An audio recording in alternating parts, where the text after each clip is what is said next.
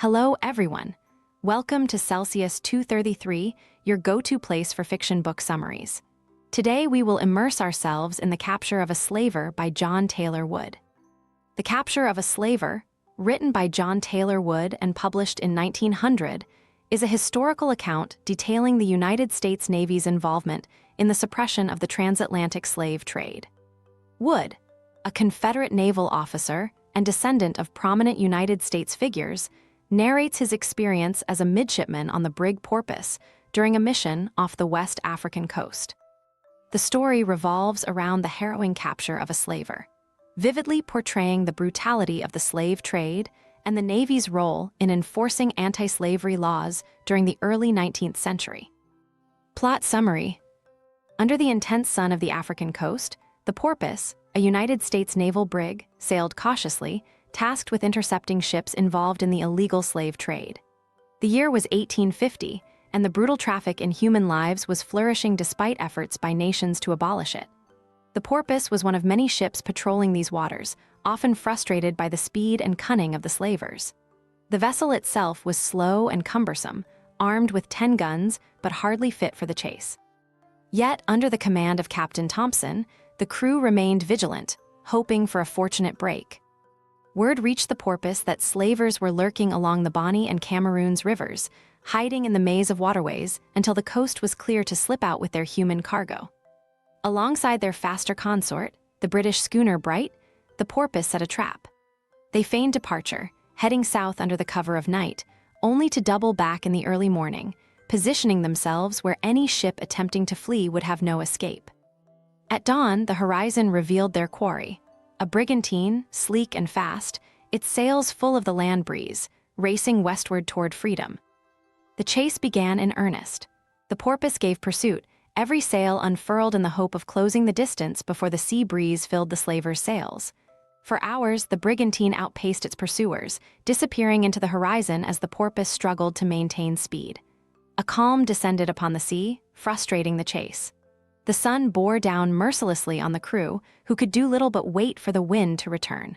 At last, the breeze began to stir, and hope returned. The Porpoise regained speed, slowly but surely shortening the gap. As the slaver felt the wind once more, it hoisted every possible sail, striving to outrun its fate. But the Porpoise, aided by the strengthening sea breeze, was determined. The gap closed. Orders were given to prepare the long-range guns.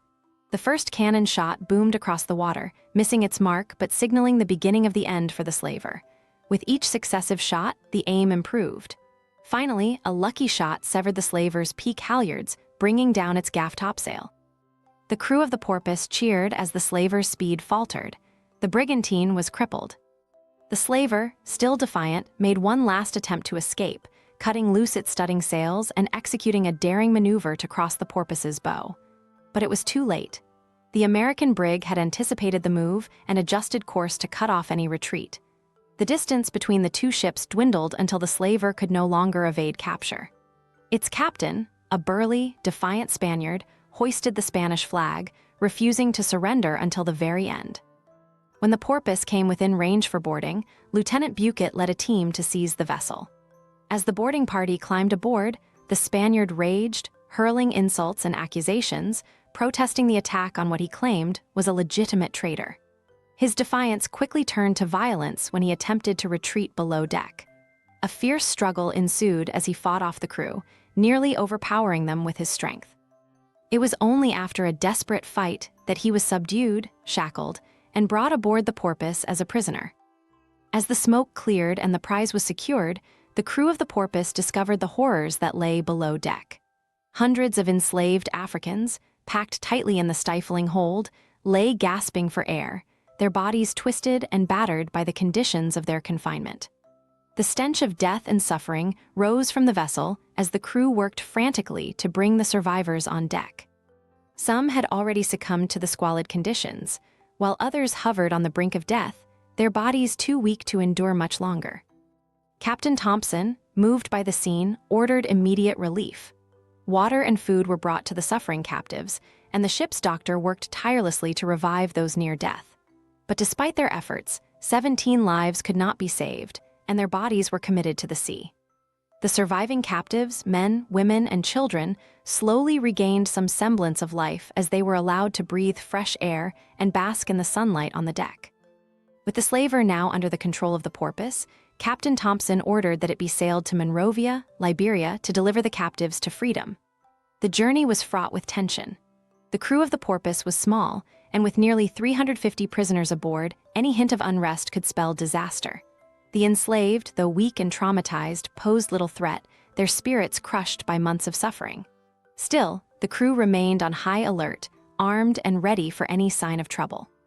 The slaver's cargo, once a valuable commodity destined for the markets of Brazil or Cuba, was now a solemn responsibility. The captives were treated with care, allowed to stay on deck during the day, and given what little comfort the ship could provide. Their conditions slowly improved, but their future remained uncertain. After weeks at sea, the coastline of Liberia appeared on the horizon.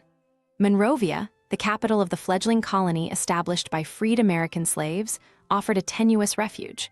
However, upon arrival, local officials refused to allow the captives to land, citing concerns about their ability to integrate into the community. Undeterred, Captain Thompson pressed on, sailing further along the coast to Grand Bassa, where the Liberian governor reluctantly agreed to accept the captives. Even at this final stage, the local king, a powerful figure in the region, demanded payment in exchange for allowing the Africans to land.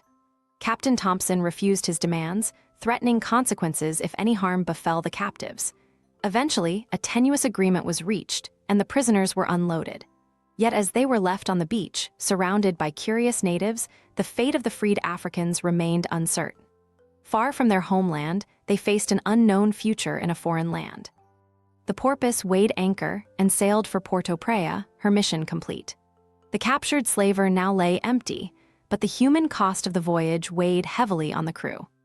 As the ship faded into the horizon, the story of the Porpoise's pursuit and capture of a slaver was etched into the annals of history, a grim reminder of the horrors of the slave trade and the relentless fight to end it. Looking for more great reads? Be sure to check out other books by John Taylor Wood. Find them in the description or on Celsius 233. Remember, while our summaries capture the essence, they can never replace the full experience of reading the book. If this summary intrigued you, consider diving into the complete story, buy the book, and immerse yourself in John Taylor Wood's original work. Bye-bye, take care, have fun.